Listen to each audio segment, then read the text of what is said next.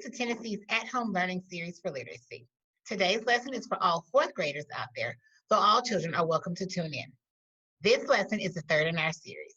My name is Valencia Smith, and I'm a fourth grade teacher at Venus Stewart Elementary in Gallatin, Tennessee. I'm excited to be your teacher for this lesson. Welcome to my virtual classroom. If you didn't see our previous lessons, you can find them at www.tn.gov/education. You can still tune in to today's lesson if you haven't seen any of our other ones, but it might be more fun if you first go back and watch our other lessons, since we'll be talking about things we've previously learned. Today, we will continue reading the poem, The Echoing Green, written by William Blake. We will use this poem for this lesson and two more. Before we get started, to participate fully in our lesson today, you will need 2 pieces of paper, a pencil, and a surface to write on. Also, the student packet for ELA Grade 4, Lesson 13 can be found at www.tn.gov/education. If you joined me for lessons 1 and 2 in this series, you know we have been studying a poem called The Echoing Green. Do you remember the time frame when it was written? It was written after the Revolutionary War. The Revolutionary War was between the American colonists and Great Britain. The colonists eventually won the war and became free from Great Britain. It was written in 1786, 6 years post or after the war. In Lesson 1, I introduced you to author William Blake. Do you remember where he lived? Here's a clue. He did not live in America. That's right. He lived in England, the country the American colonists were fighting against. Remember, if you enjoy the poem, you can find William Blake's poems on the internet or in your local library. This is the third of 5 lessons focused on William Blake's poem. By focusing on the poem for several lessons, you will have time to think deeply about the poem. In the first lesson, we considered the characters and the setting of the poem. We had several takeaways about the characters and setting.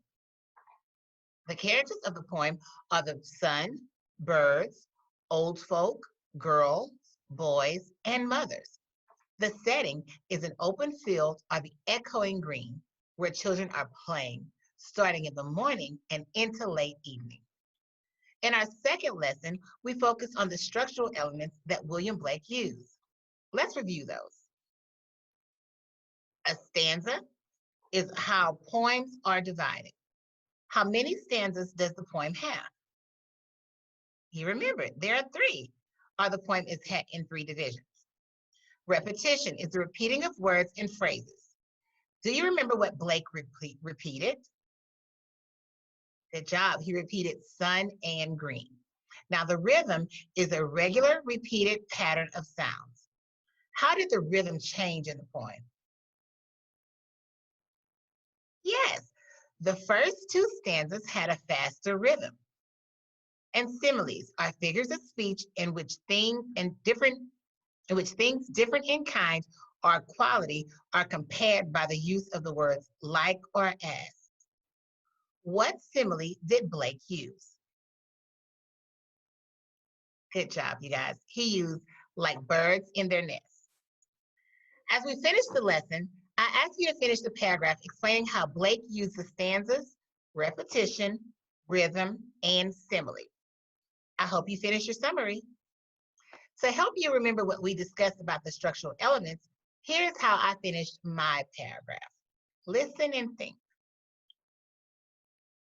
William Blake used stanzas, repetition, rhythm, and similes to provide structure to his poem, The Echoing Green. One structural element William Blake used has 3 stanzas. He used the stanzas to show how morning turned to evening. Blake incorporated 2 main repetitions in the poem, the sun and the green. By repeating the use of the sun in the first and third stanzas, he was able to show the time of day change. He also used the change of the echoing green to the darkening green to show a passage of time. William Blake's word choice in the first and second stanzas caused the reader to read the words in a different rhythm than in the third stanza. The use of rhythm supports the change of pace from the beginning to the end of the poem. Finally, Blake used a simile in the third stanza to compare how the children are huddled around their mothers to birds in a nest. The use of simile adds more description. William Blake used structural elements throughout his poem to support the reader in understanding the passage of One Day of the Echoing Green. I wish I could read what you wrote.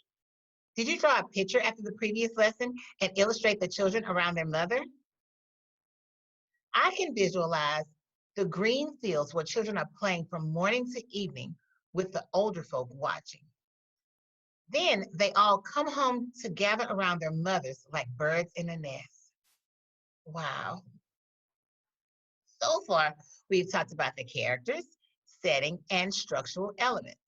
Today, we're going to focus more deeply on two of the characters and how William Blake used them in the poem. As we talk about the words through the lesson, I will explain them further. Then, there will be a time for you to practice thinking about the meaning of the poem by engaging in writing on your own with my support. Finally, I will assign you independent work that you can complete after the video ends. This is the same structure we followed for all of our other lessons.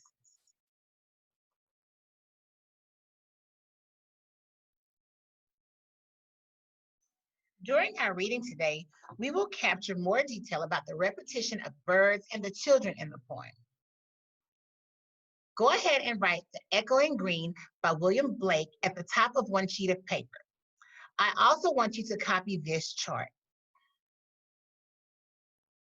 We will use it as we read the poem. If you have a copy of the poem, you can use it as we read together. If not, follow along with me on the charts I have created.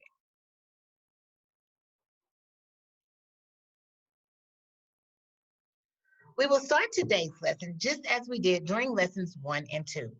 We will read the poem all the way through. Every day, I think you will be surprised about how much better you understand the poem. The learning you have from each lesson will help you to hear the poem in a different way. I know my studying the poem with you has made me understand it a whole lot better than I did the first time I read it.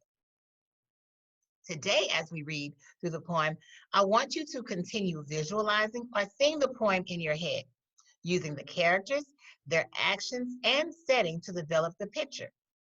But I also want you to be more aware of how Blake used the stanzas, repetition, rhythm, and similes, because that is what we focused on the last lesson. I'm wondering how much of the poem you can say with me today.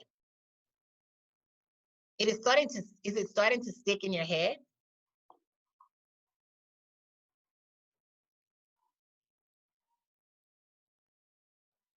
The Echoing Green by William Blake. The sun does arise and make happy the skies. The merry bells ring to welcome the spring. The skylark and thrush, the birds of the bush, sing louder around to the bell's cheerful sound, while our sports shall be seen on the echoing green. Old John with white hair does laugh away care, sitting under the oak among the old folk. They laugh at our play, and soon they all say, such were the joys when we all, girls and boys, in our youth time were seen on the echoing green.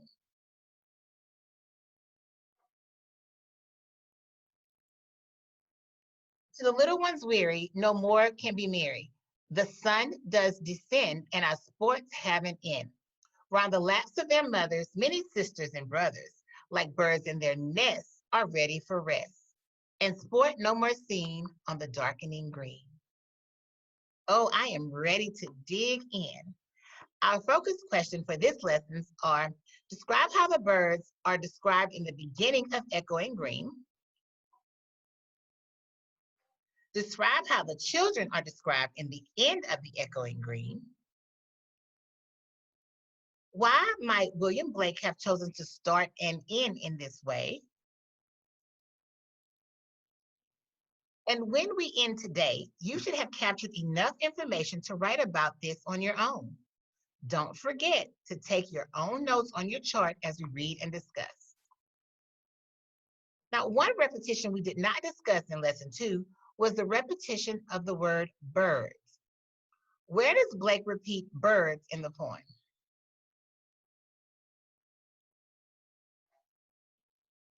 There's stanza 1, stanza 2, and stanza 3. Very good. He wrote it in stanza 1.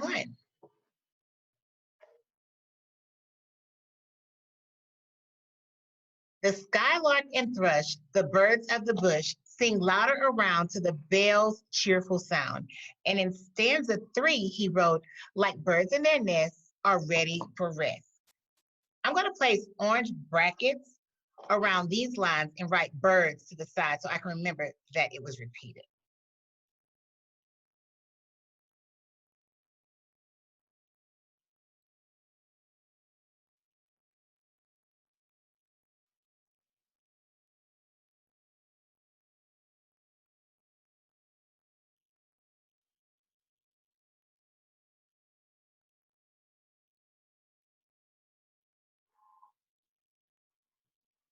Now, let's look at our first stanza and the birds.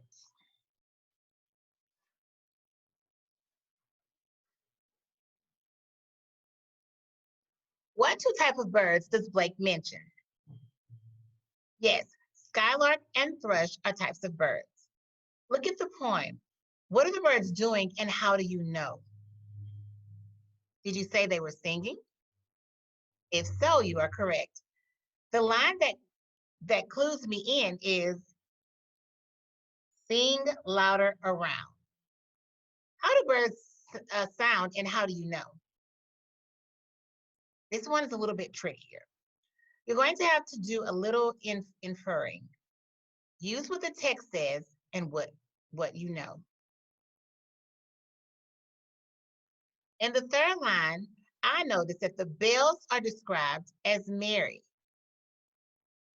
Blake uses the adjective merry to describe bells. How else are the bells described? Do you see it in this line? That it says, bells cheerful sound. Blake uses the adjective cheerful to describe the sounds of the bells make. Here is where we have to do the inferring. What can I also describe? Why could I also describe the birds as cheerful and merry? It says that birds are singing louder around. Are they singing around louder than the bells? If they are singing along with the bells, and I know how birds sing, I can infer that their sounds are also merry and cheerful. I'm going to add that to our chart that we created. Use the description of the birds. And let's write merry and cheerful, trying to sing louder than the bells. So birds, merry and cheerful.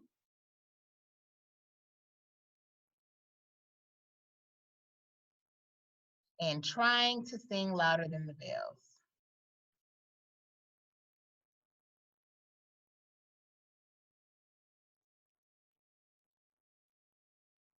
And the bells. I can also infer that the day of the singing, I can also infer that the time of day by the singing of the birds.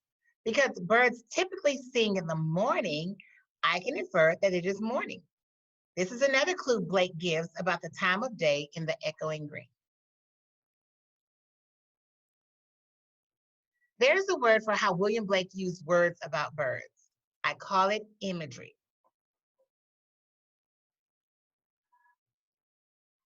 Imagery is words an author uses to help the reader imagine and imagine with their senses. Do you remember what your senses are? Very good. Touch, taste, sight, smell, and hearing. The author is helping us imagine what something tastes like, how it feels, what it looks like, how it smells, or what it sounds like. How do the descriptions that we have written down help us with our senses? Yes, Blake uses the word or imagery to help us know how the birds sound. I'm going to underline merry, cheerful, and louder in our poem.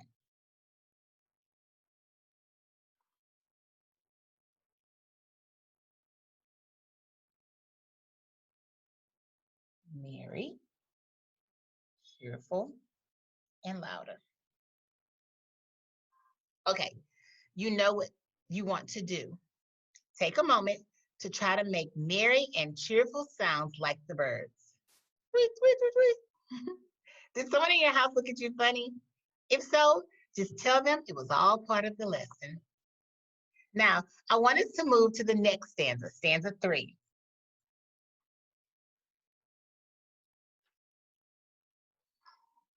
Let's look at these lines. To the little ones weary, no more can be merry. The sun does descend, and our sports have an end. Round the laps of their mothers, many sisters and brothers, like birds in their nests, are ready for rest. And sports no more seen on the darkening green. Now, how does the author describe the children in this stanza? The first word I see is weary. If you remember from the first lesson, we discussed that the word weary means tired. So the children are very tired. I'm going to underline the word weary in my poem, and I'm going to add it to my chart as well.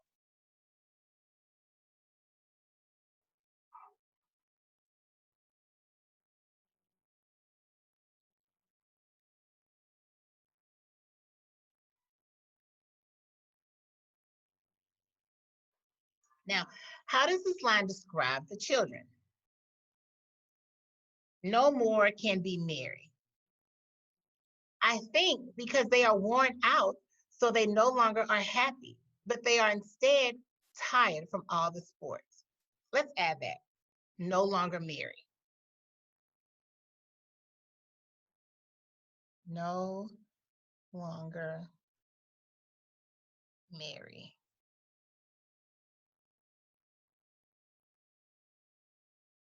What does this line tell you about the children? And sport no more seen. I think it means that the day has ended, so their games have ended. I'm going to add stopped playing sports to the chart.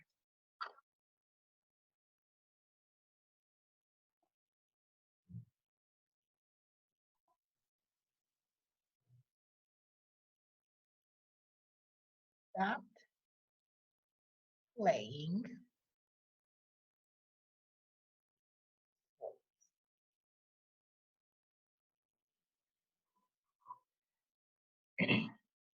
Now, let's look again at the lines that mention the birds. Remember, I bracketed them.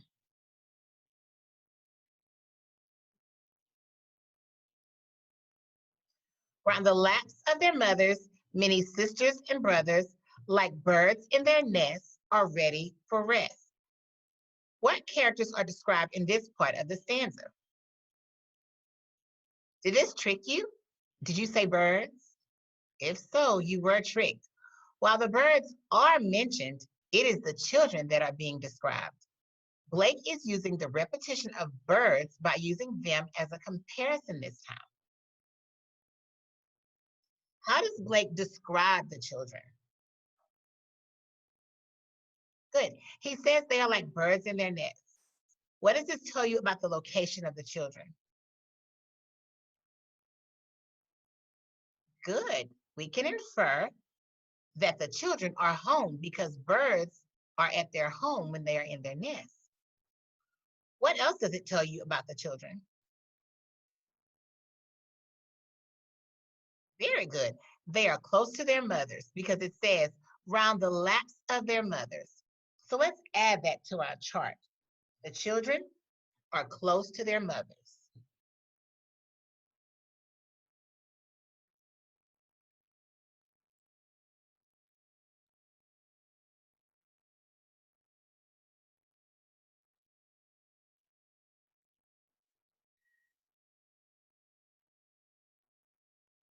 Now, besides the word weary, what else tells you how the children are feeling?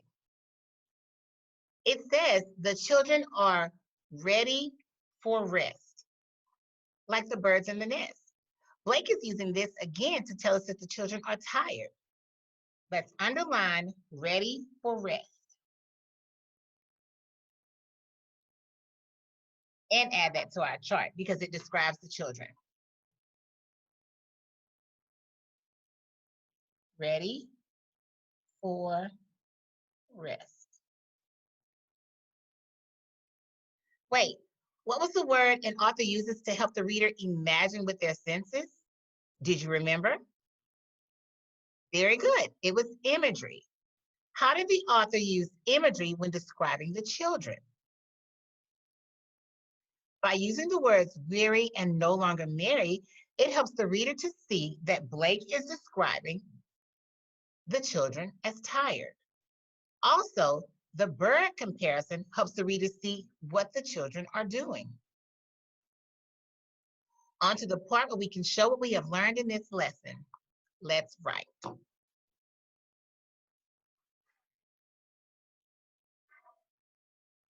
Every day, I'm impressed about how much new learning we are gaining about this poem, The Echoing Green.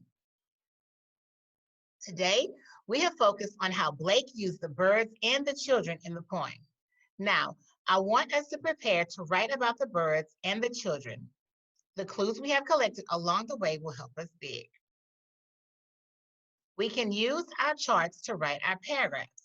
We have the descriptions we collected about the birds and the descriptions we collected about the children. If you have been following along with the lesson, you know what we will always do first. Start with our opening or introductory sentence. Look at your chart and think, how might we open our paragraph if we were going to discuss the birds and the children? Write down your thoughts at the bottom of your chart.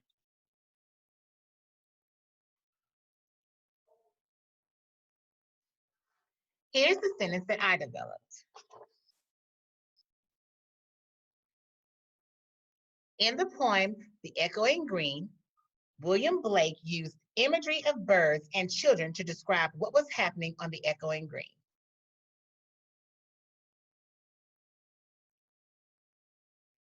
Now, you could either choose to keep your own sentence or use the ones I share, but be sure you are taking notes as we move along. Now, I bet you know what comes next. Let's work together to explain how the author uses imagery to describe the birds. Look at our information about birds in our chart. Say out loud how you might start a sentence about the birds. I started with this sentence. In stanza 1, Blake uses imagery to help the reader hear the sound of the birds. Now, what do you think should come next? Think about how you might add more detail from the poem. I wrote, Blake chose words like merry and cheerful to describe the bells. Now we need to make the connection between the sound of the bells and the birds. How might you compose that sentence? Write it on your paper. Here's what I wrote. The birds are singing with the bells and louder than the bells, so the reader can infer that the birds are also merry and cheerful. Guess what? It's almost your turn. You will finish writing about the imagery of the children using your chart as we go. But I also want you to think about why Blake might have chosen to start and end the poem like he did. Take a moment and think about this question. What might you say? Write a paragraph later today. I think I will write something about how he probably chose to start and end this way to show the start and end of the day. In the morning, the birds are noisy and echoing on the green. In the evening, the children are tired and want to return to their own nests or homes.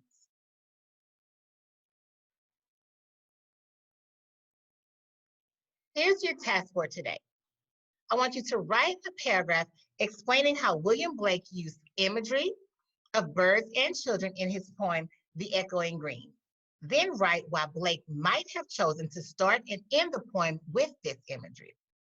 Be sure to use specific examples from the poem.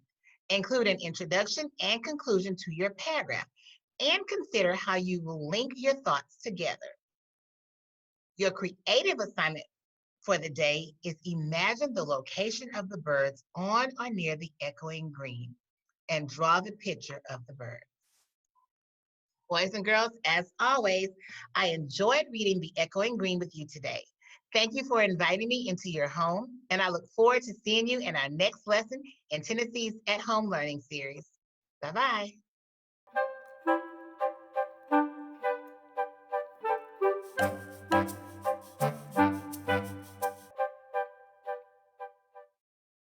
We know this year didn't go according to plan. Life occasionally springs a pop quiz on you, but you passed the test. Your family is proud of you, and Tennessee is proud of you. This year may have been different, but you met the moment and graduated. And we, at the Tennessee Department of Education, want to spend the next few weeks celebrating your accomplishment. Congratulations, class of 2020.